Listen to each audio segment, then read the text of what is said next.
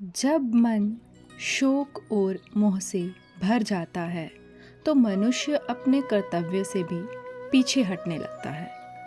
अर्जुन की स्थिति भी कुछ ऐसी ही हो जाती है।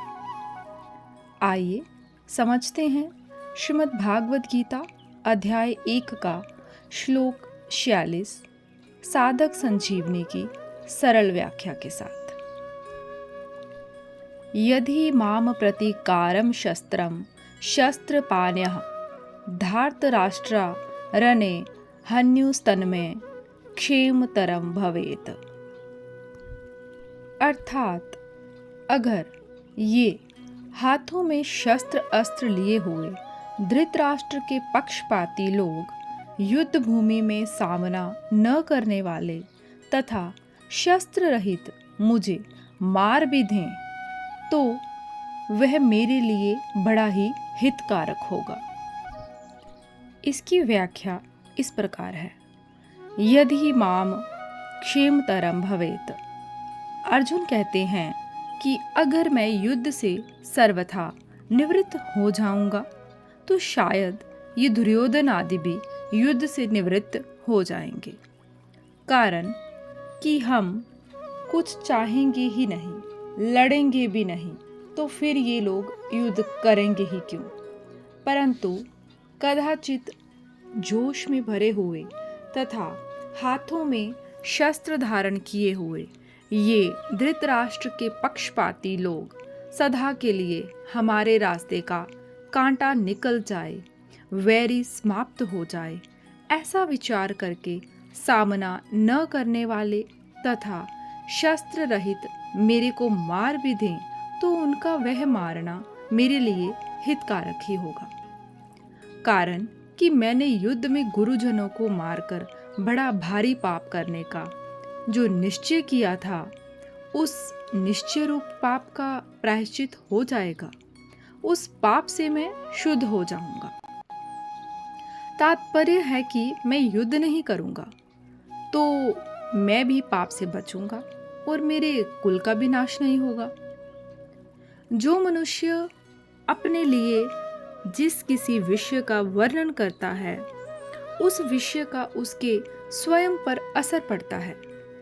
अर्जुन भी जब शोकाविष्ट होकर 28वें श्लोक से बोलना आरंभ किया तब वे उतने शोकाविष्ट नहीं थे जितने वे अब शोकाविष्ट हैं।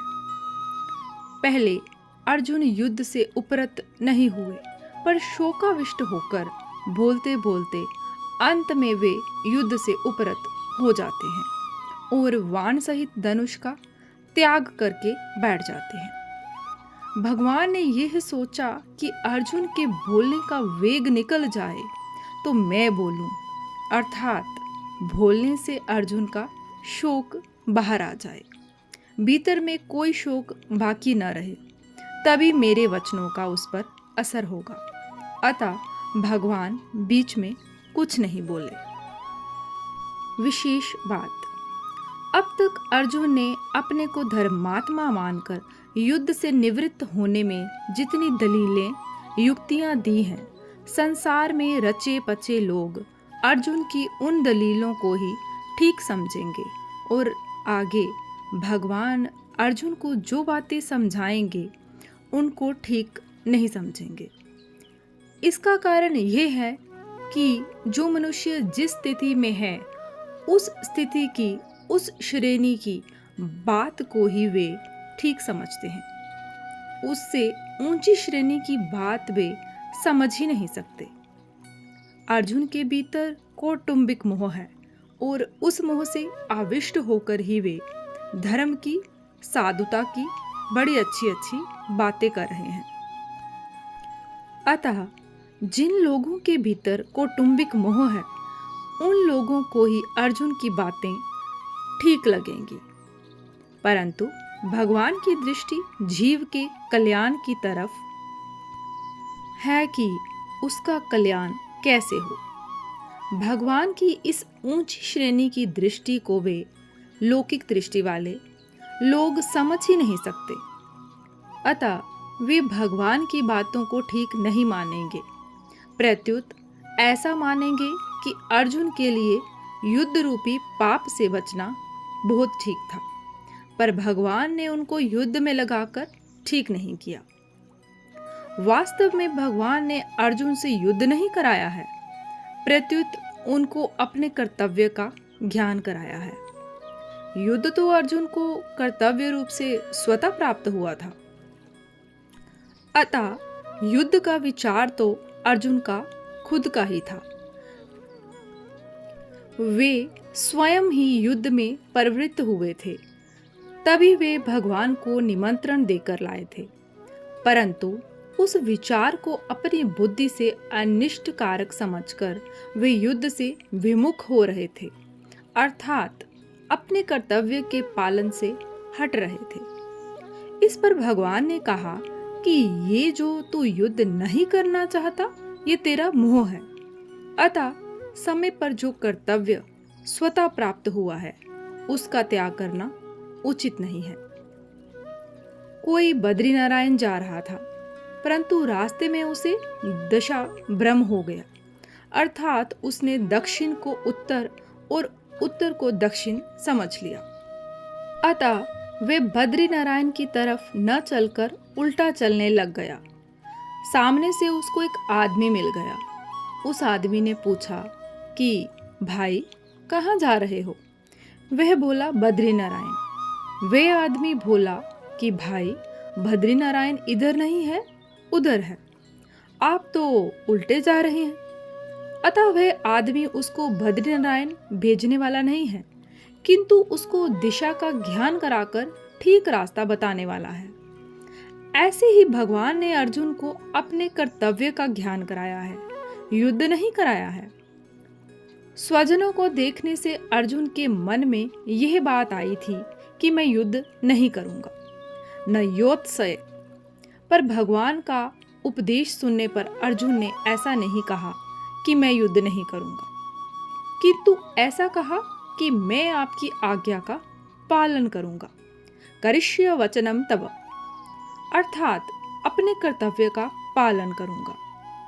अर्जुन के इन वचनों से यही सिद्ध होता है कि भगवान ने अर्जुन को अपने कर्तव्य का ज्ञान कराया है। वास्तव में युद्ध होना अवश्यम भावी था, क्योंकि सबकी आयु समाप्त हो चुकी थी। इसको कोई भी टाल नहीं सकता था। स्वयं भगवान ने विश्व रूप दर्शन के समय अर्जुन से कहा है कि मैं बड़ा हुआ काल हूँ और सबका संहार करने के लिए यहाँ आया हूँ। अतः तेरे युद्ध किए बिना भी ये विपक्ष में खड़े योद्धा लोग बचेंगे नहीं। 11वें अध्याय का 32वां श्लोक। इसलिए ये नरसंहार अवश्यम भावी होनहार ही था। यह नरसंहार अर्जुन युद्ध न करते तो भी होता। अगर अर्जुन युद्ध नहीं करते तो जिन्होंने माँ की आज्ञा से द्रौपदी के साथ अपने सहित 5 भाइयों का विवाह करना स्वीकार कर लिया था, वे युधिष्ठिर तो माँ की युद्ध करने की आज्ञा से युद्ध अवश्य करते ही। भीमसेन भी युद्ध से कभी पीछे नहीं हटते, क्योंकि उन्होंने कौरवों को मारने की प्रतिज्ञा कर रखी थी। द्रौपदी ने तो यहाँ तक कह दिया था कि अगर मेरे पति पांडव कौरवों से युद्ध नहीं करेंगे तो मेरे पिता द्रुपद, भाई धृष्टद्युम्न और मेरे 5 पुत्र तथा अभिमन्यु कौरवों से युद्ध करेंगे।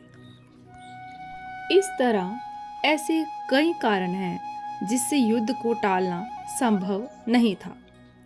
होनहार को रोकना मनुष्य के हाथ की बात नहीं है, परंतु अपने कर्तव्य का पालन करके मनुष्य अपना उद्धार कर सकता है और कर्तव्यच्युत होकर अपना पतन कर सकता है। तात्पर्य है कि मनुष्य अपना इष्ट अनिष्ट करने में स्वतंत्र है।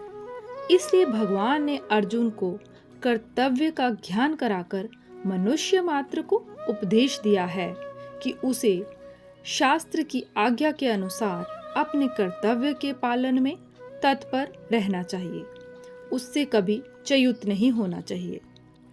इसके संबंध में पूर्व श्लोक में अर्जुन ने अपनी दलीलों का निर्णय सुना दिया।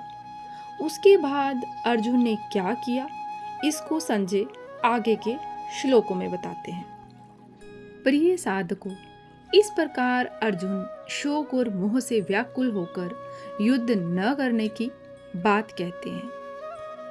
आगे के श्लोक में हम साधक संजीवनी के माध्यम से श्रीमद् भागवत गीता के अंतिम श्लोक को समझेंगे। जय श्री कृष्ण।